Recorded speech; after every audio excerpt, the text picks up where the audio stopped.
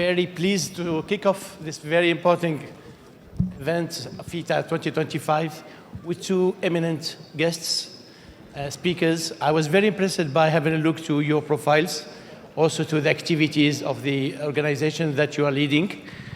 I will start with Your Excellency, Mrs. Haji Iman Sulaiman Ibrahim, in your quality of Minister of Women Affairs of Nigeria.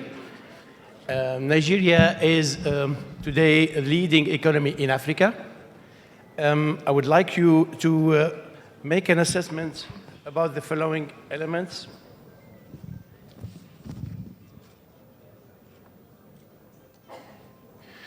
In the context of Africa's position in global power shifts and the race for natural resources and influence, how can we ensure that the continent's transformation is inclusive of women and youth, especially in policy making, since you are in charge of policy making?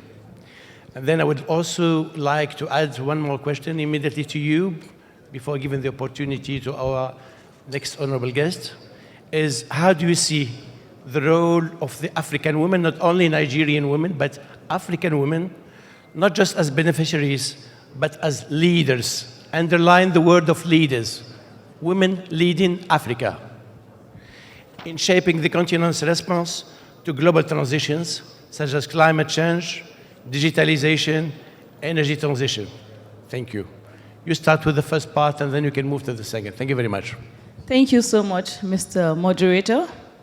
May I start by recognizing the representative of His Excellency, the President of the Republic of Tunisia, the Minister of Commerce. I would like to also recognize the Minister of Tourism for the Republic of Tunisia. May I recognize the Executive Governor of Bauchi State from Nigeria. All other ministers here present, my colleagues, I recognize you. May I recognize also the Emir of Kano, Sunusi Lamido Sunusi. May I recognize all distinguished guests here present. I'm so excited to be with you. May I also commend FITA for the choice of the theme for this year. It is apt. May I also commend all the awardees of today who continue to use their innovation, their creativity, and their patriotism towards the Project Africa to transform the continent. As the Minister of Women Affairs for Nigeria, and also the Chair for the Women Affairs Ministers in ECOWAS, I speak for the African woman. And I'm so excited to be with all of you today. The globalization of Africa is apt. And if you look at our population in Africa, it's not only youthful, but it's also female, with almost about 60–70% of the population being youthful, and over half of our population in Africa being female. In addressing our economic gaps, we must not leave the women behind. The African woman is not just phenomenal, but she's a force to reckon with. So it's important that we mainstream gender in whatever we do in our development agenda. If you look at statistics, women continue to contribute. We lead across sectors, from agro to the care economy, to banking, to even other, organized and formal sectors. We continue to play our part and contribute. So it's very important that we're recognized as the leaders that we are. I would like to speak about Nigeria and our statistics, because the theme goes around industrial transformation, digital transformation, and energy transition. If you look at it in Nigeria, almost about 70% of women continue to be excluded from access to energy. So energy poverty is real in Africa, because the initial speaker spoke about, despite the 600 population in Africa, more than half of it still experience poverty, energy poverty, and most of these are women. If you look at around the areas of digital inclusion, in Nigeria, there's an 18% gap between male and female when it comes to access to digital platforms. Men have more access to mobile phones, we're closing the gap because we know the role that digital inclusion can play when it comes to trade, investment, and even security for the African woman.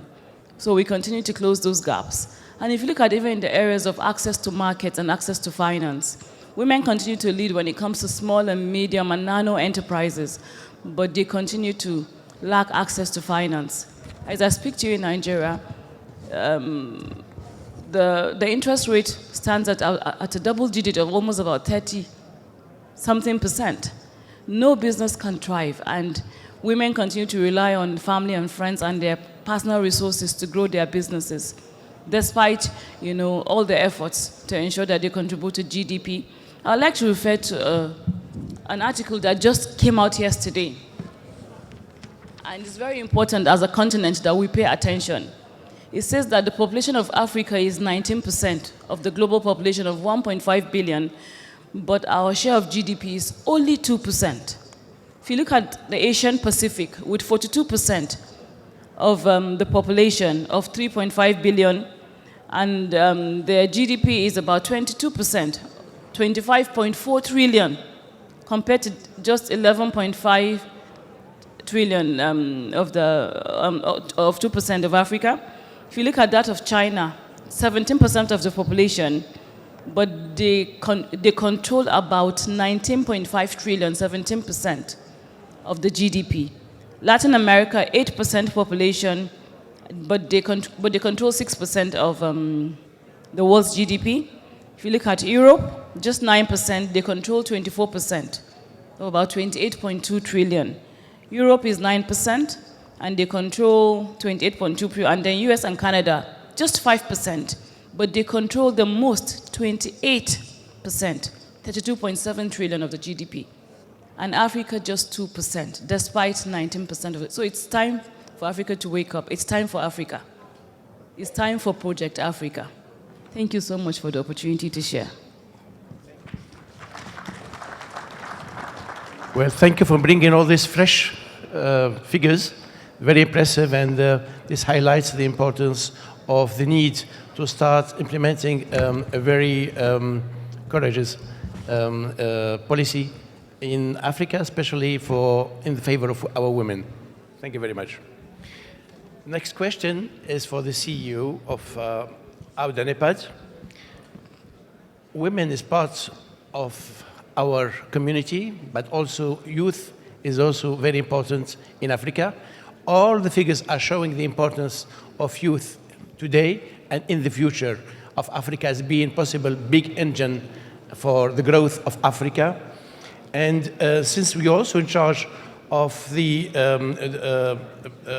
education policy in African implementation, since you are the hand of the African Union into implementing the policy, what are the main projects of education that you are planning to do?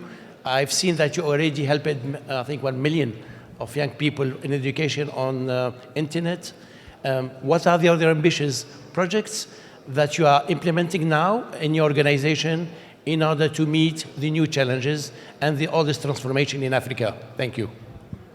Thank you very much, moderator. And I would like to recognize the ministers that are here, ministers of Tunisia, but also the various ministers coming from Africa, the rest of Africa.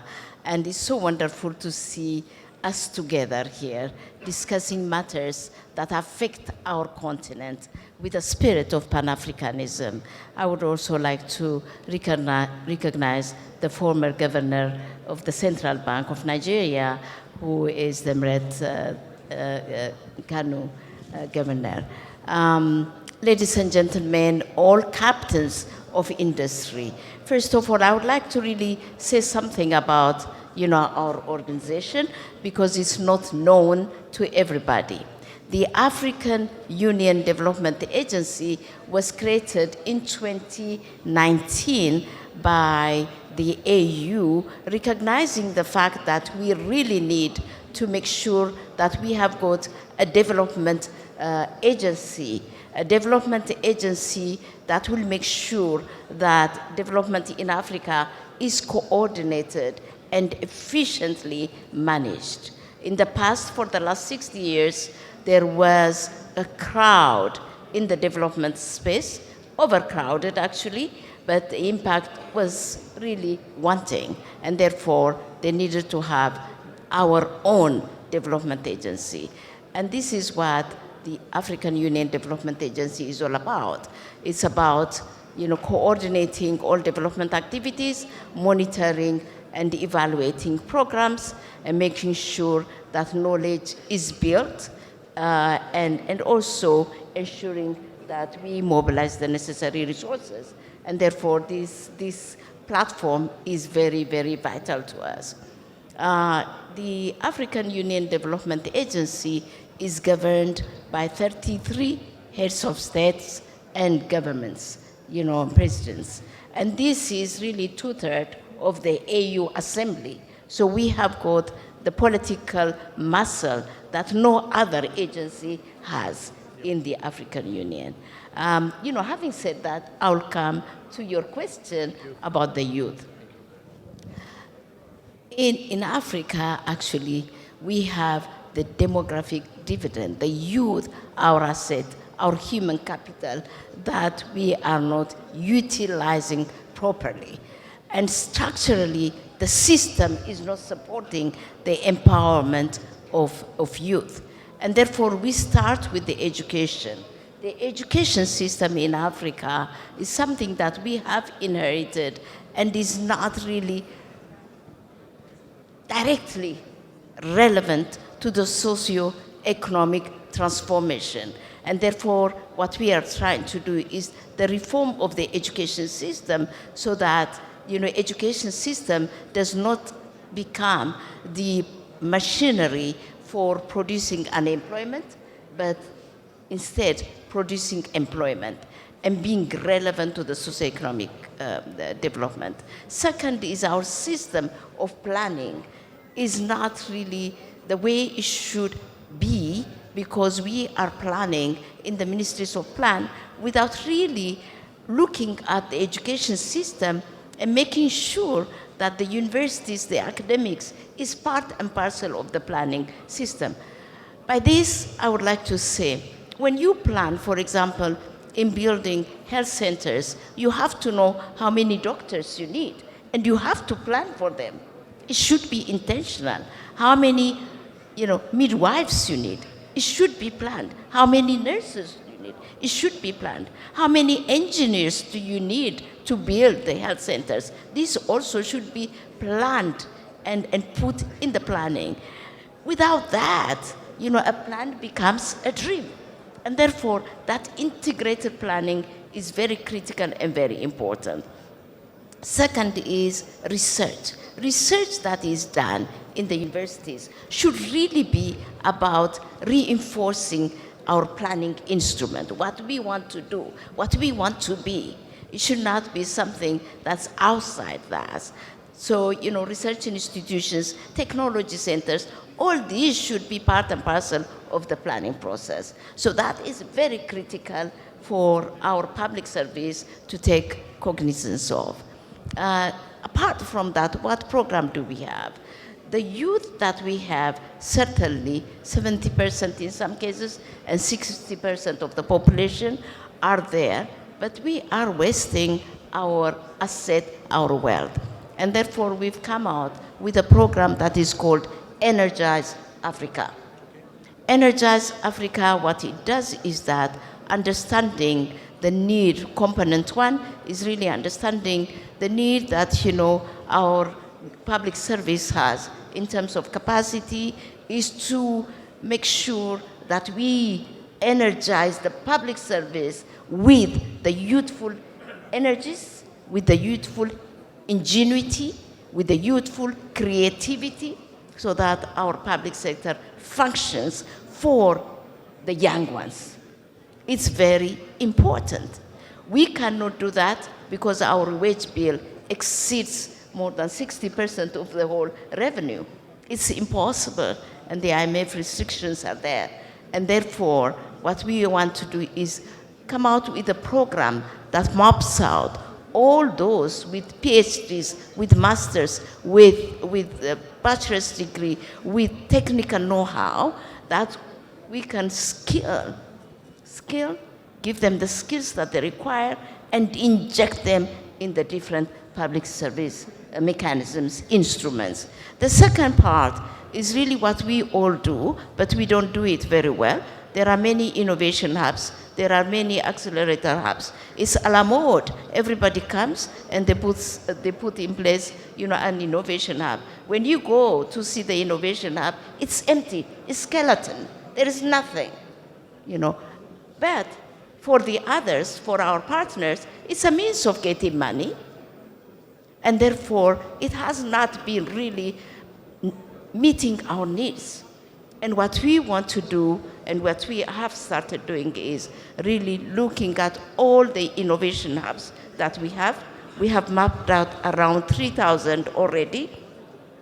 And out of the 3,000, if we count, not even 50 are really equipped to be called, innovation hubs. And what we want to do is standardize, give the minimum standards of what we call innovation hub. Make the innovation hub to be relevant to the socioeconomic transformation of our needs. Make the innovation hubs to be the platform to express the creativity and the ingenuity of our youth. And that is a big task, and we need your help.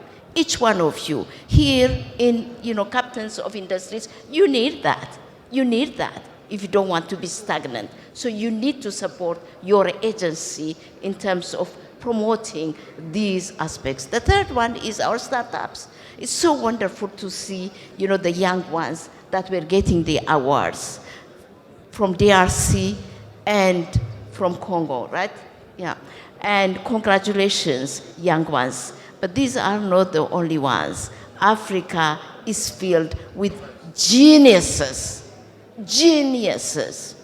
that we just let drown in the oceans, that we just take away their dignity and make them to be a threat to the society. And then we need to really make sure that they are really harnessed. And in order to do that, we have to make sure that the startups are supported, and we have to make sure that the judicious ingredients of support are availed to them.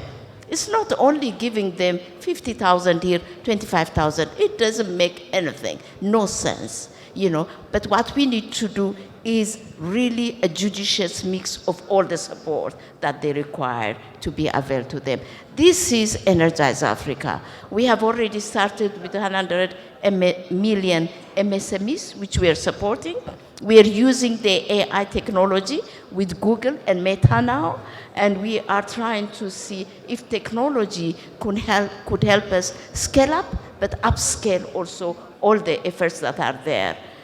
Our job is not to crowd out the support that we get, it's crowding in all the support that we get. Thank you very much.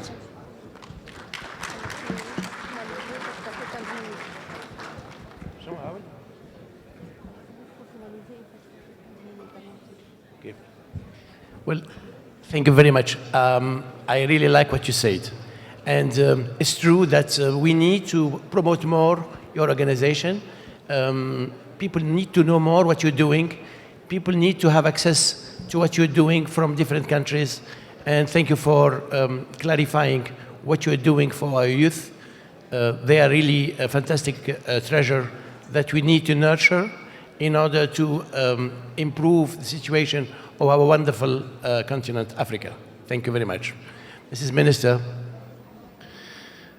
you are part of a very impressive delegation from Nigeria, including another minister and 2 governors of very important regions of Nigeria. Whenever I go attend in the world events where Nigeria is involved, I see always large delegation and everyone trying to promote his region, at the same time flying the Nigerian flag. Those of you might not be aware that AUDA is sitting in Johannesburg in South Africa. So basically we have here two engines of the African economy. We've got South Africa and we've got Nigeria. So that's big power, at the same time, a big responsibility. So my question, Mrs. Minister, as Africa redefines its geopolitical alliances, and it's true that we are now experiencing totally unexpected a new map of the geopolitical alliances, how can national and continental strategies better institutionalize gender equality? Not just in social policy, but in foreign policy, in trade, and also security. For sure, ladies have also a big role to play into security and peace in our continent. And with Africa's regional blocs like ECOWAS and African Union shaping more coordinated strategy, what role do you think, Mrs. Minister, gender-sensitive diplomacy and governance should be playing in those discussions? Thank you. Thank you so much, Moderator. On behalf of the Nigerian government, just like you stated, we came, a very impressive delegation. We'd like to thank FITA for the honor as the guest of honor for the 8th edition of the FITA. We really appreciate this honor. And as you can see, we've come well represented. We're not doing badly when it comes to the gender agenda for Africa. You can see a lot of positive trends. So in recognizing the challenges, we must commend, the journey so far and how far we've come.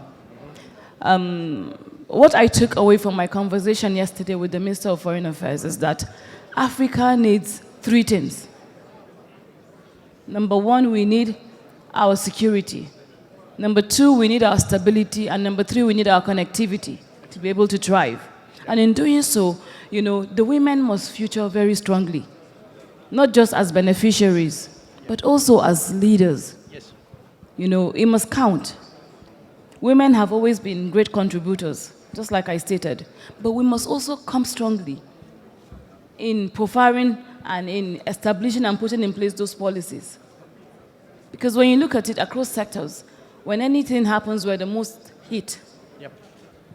Let me talk about the energy transition. Okay. If you look at most of the leads in the energy companies, they are male. But who are the beneficiaries of this energy transition? They are women. If you look at in the areas of even, clean cooking or safe cooking, As I speak to you in Africa, almost 80% of rural women continue to suffer the effect of, that bit of energy transition. Women still have to go and get firewood. It takes them hours. And according to statistics, we lose billions and billions of dollars. Imagine if we replace, and we transit those women and we make them part of the transition process to clean and safe cooking, then we can be able to maximize on that bit of energy transition. So we must be active players. We must also be lead. We must also be on the table. It is key. We must come strongly from the policy angle.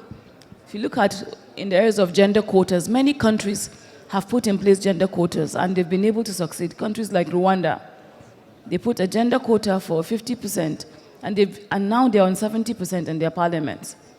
So that has worked for some countries and for some countries. In Nigeria right now, we have the gender bill going to the House of, to the House of Assembly and the Senate to be able to allocate extra seats, because that's an area in Nigeria where we're not doing too well.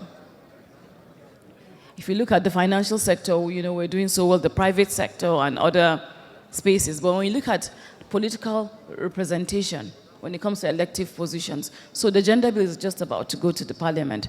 So yes, we must come strongly when it comes to also protection policies. Yep. Women are very vulnerable. We're experiencing a high wave of climate change. Women are the most hit, and children. So we must come very strongly when it comes to, protection policies that protects women and children, so that they're able to kind of, protect themselves and be able to contribute to this climate change, resilience. Because as Africa, we're one of the most hit continents, even though we don't contribute to the climate crisis, but we're beneficiaries. and women and children are the most vulnerable. So yes, those policies must be in place. And if you look at also in the areas of industrialization, women continue to be at the bottom.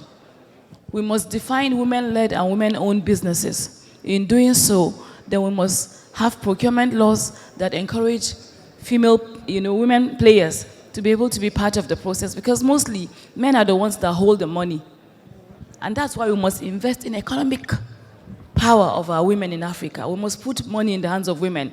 In Nigeria, we have a goal of empowering 10 million women economically. Yep. At the grassroots level. So wherever you are as a woman, you have to move one step up. If you are on level 1, you have to move to level 2. And there are some people that have been on level 5 for many years due to maybe lack of, finance. So we must give them the access to finance and markets. And we must have an African agenda at the end of the day.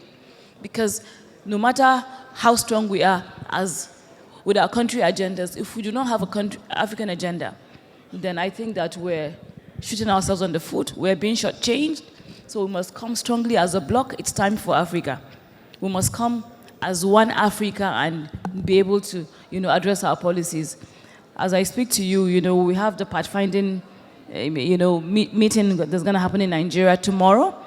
It's about 14 countries coming together to profile solution towards ending violence against our children. So those kind of, collaborations must happen as a bloc so that we can be able to rise as a continent. Thank you very much. It's an amazing opening panel. Thank you very much. And the applause.